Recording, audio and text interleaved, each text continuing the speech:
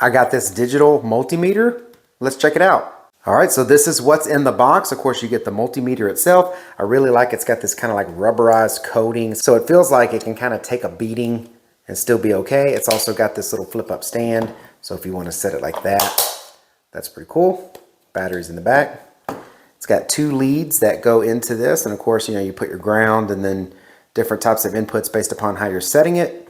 This is neat. It's got these 2 little alligator clips that you slide the lead into. You just get this and slide that right into the hole, and then you slide them on there. It's pretty snug. And then now you have these alligator clips. And then of course, you got the manual. All right, so I grabbed a couple things to test with the multimeter. I would say 95% of the time, if not more, the main thing I'm testing is voltage. DC voltage and AC voltage. Read your manual. I really recommend reading a manual on a multimeter, especially if you don't already know what every single one of these functions are. There's a lot of good information about your multimeter in the manual. This is one of the manuals that I do read.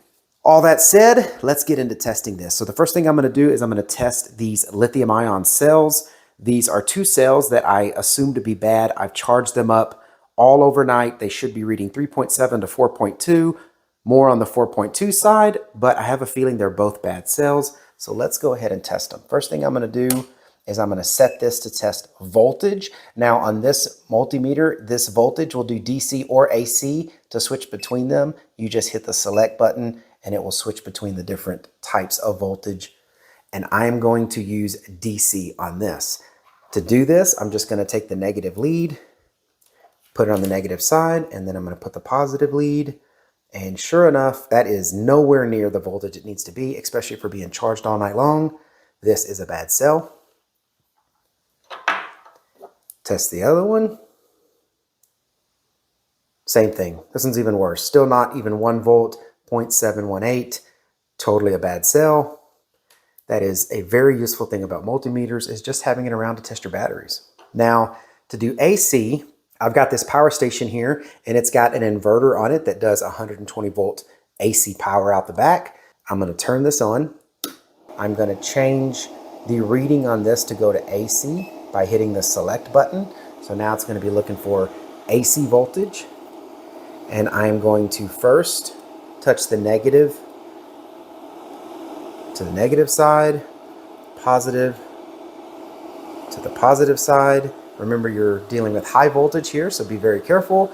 And it is putting out 127.3 volts. That's exactly what I would expect.